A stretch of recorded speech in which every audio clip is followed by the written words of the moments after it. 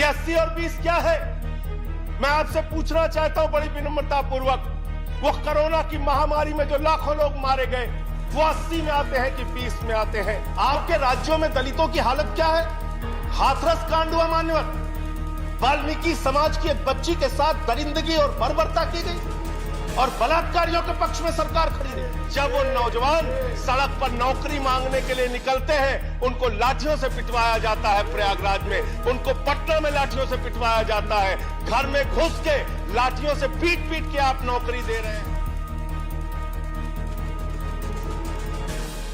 खाओ डिजिटल, गाओ डिजिटल, देश का बैंड बजाओ डिजिटल, रुपया डिजिटल, बैंक भी डिजिटल और सेना का टैंक भी डिजिटल। बच्चे पाए डिजिटल शिक्षा और फिर मांगे डिजिटल भिक्षा। बच्चे पाए डिजिटल शिक्षा और फिर मांगे डिजिटल भिक्षा। डिजिटल डॉक्टर, डिजिटल गोली, डिजिटल ईद और डिजिटल होली, डिजिटल सड़क पर डिजिटल कार, डिजिटल संसद और सरकार, डिजिटल खेत में करो किसानी, डिजिटल खाद और डिजिटल पानी, डिजिटल दूध और डिजिटल गाय, डिजिटल चीनी, डिजिटल चाय। ये इस बजट के बारे में एक कवि की प्रतिक्रिया है मान्यवर। और जो इस सरकार के दावे हैं अब उस पर थोड़ी बात कर लेते हैं मान्यवर। इन्होंने कहा है कि 60 लाख नौकरियां देंगे। मैं पूछना चाहता हूं, आपने तो स्वयं स्वीकार कर लिया, पहले तो आप 2-2 करोड़ करके लोगों को मूर्ख बनाते रहे और अब आप खुद स्वीकार कर रहे हैं कि 2 करोड़ आपके बस की नहीं है। अब आप 60 लाख नौकरियां देने की बात कह रहे हैं। और आप नौकरियां कैसे दे रहे हैं नौजवानों को मान्यवर?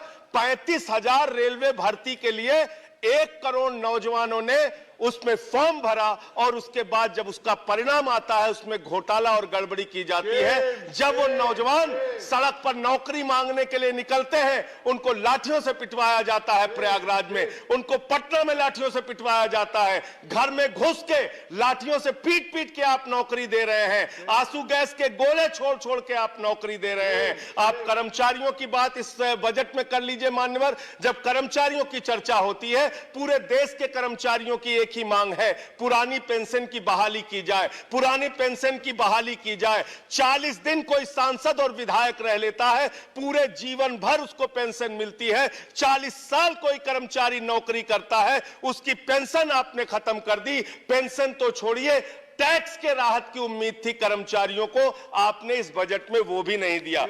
एक तरफ आप सबका साथ सबका विकास का जिक्र करते हैं, दूसरे तरफ आपके नेता उत्तर प्रदेश के मुख्यमंत्री कहते हैं, आदित्यनाथ जी भाषण देते हैं, यूपी का चुनाव 80 और 20 पर होगा, 80 और 20 पर होगा। ये 80 और 20 क्या है? मैं आपसे पूछना चाहता हूं बड़ी विनम्रता पूर्वक, वो कोरोना की महामारी में जो लाखों लोग मारे गए, वो 80 में आते हैं कि 20 में आते हैं? वो किसान जो 1 साल तक सड़कों पर बैठा रहा, 750 किसान शहीद हो गए, वो 80 में आते हैं या 20 में आते हैं? वो खुशी दुबे उत्तर प्रदेश की बेटी जो 1.5 साल से जेल में सड़ रही है, वो प्रभात मिश्रा जिसका फर्जी इनकाउंटर हो गया, वो हाथरस की बेटी जिसको रात में 2 बजे जला दिया गया, वो नौजवान जो लाठियों से पीटे जाते हैं मान्यवर, वो 80 में आते हैं या 20 में आते हैं? ये 80 और 20 में हिंदुस्तान को बांटना बंद करो, गरीब बच्चों के फीस पे चर्चा करो। हिंदुस्तान में दलितों की, पिछड़ों की अगर सबसे ज्यादा विरोधी कोई पार्टी है तो भारतीय जनता पार्टी और इनकी सरकार है। और यह बात मैं आंकड़ों के साथ कहना चाहता हूं। रेल के अंदर नौकरियां खत्म करके आपने आरक्षण खत्म किया, सेल के अंदर नौकरियां खत्म करके आरक्षण खत्म किया, विश्वविद्यालयों में आरक्षण खत्म किया।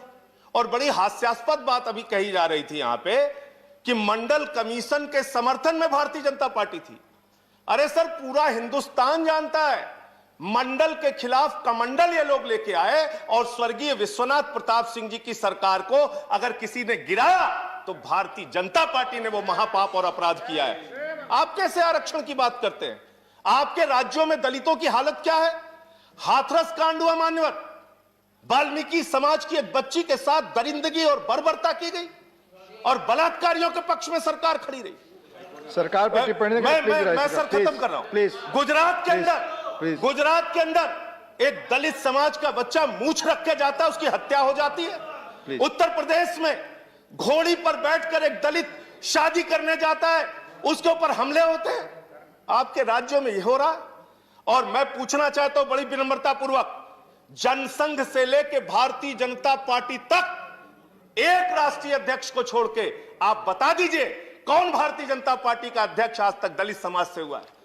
जो डलहौजी ना कर सका वो ये हुक्काम कर देंगे और कमीशन दे दो तो हिंदुस्तान को नीलाम कर देंगे। ये बजट हिंदुस्तान को नीलाम करने का, देश को बेचने का, देश की संपत्तियों को बेचने का बजट है मान्यवर। और ये बात मैं क्यों कह रहा हूं मान्यवर? इस देश की संपत्तियां किसी की निजी संपत्ति नहीं है। इस देश की संपत्तियां हिंदुस्तान के 130 करोड़ लोगों की संपत्तियां हैं मान्यवर। ये रेल, ये सेल, ये बीपीसीएल, ये एलआईसी, ये बैंक, ये एयरपोर्ट, ये किसी की निजी संपत्ति नहीं है, बल्कि हिंदुस्तान के 130 करोड़ लोगों ने अपने श्रम से, अपने परिश्रम से इन कंपनियों को, इन संपत्तियों को बनाने का काम किया है। वो लोग सपूत कहलाते हैं जो संपत्तियों को बढ़ाते हैं, वो लोग कपूत कहलाते हैं जो संपत्तियों को बेचने का काम करते हैं।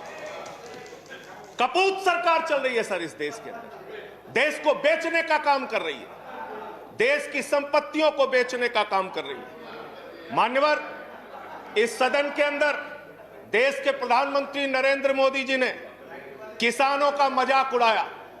उन किसानों का जो पिछले 75 दिनों से आंदोलन पर हैं, 170 लोगों की शहादत हो चुकी है, उनको आंदोलन जीवी कह के मजाक उड़ाया गया।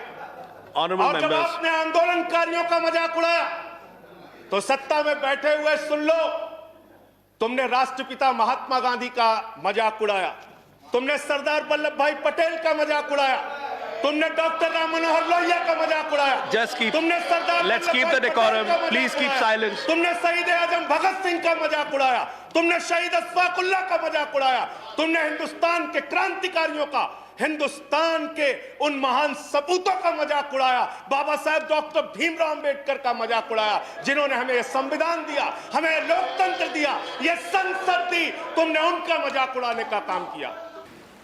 राष्ट्रपति के अभिभाषण में बहुत बड़े बड़े दावे सरकार की ओर से किए गए और परंपरा के अनुरूप सरकार की बातों को महामहिम राष्ट्रपति जी के श्रीमुख से कहलवाया जाता है, लेकिन उन दावों में कितनी सच्चाई है यह जानना बहुत जरूरी है मान्यवर। और हम बात शुरू करते हैं 12 नंबर का पॉइंट जो है, जिसमें यह कहा गया कि मेरी सरकार राष्ट्र निर्माण की उस सोच के प्रति संकल्पित है जिसकी नींव 2014 में रखी गई। 2014 में भारत के राष्ट्र निर्माण की नींव रखी गई मान्यवर।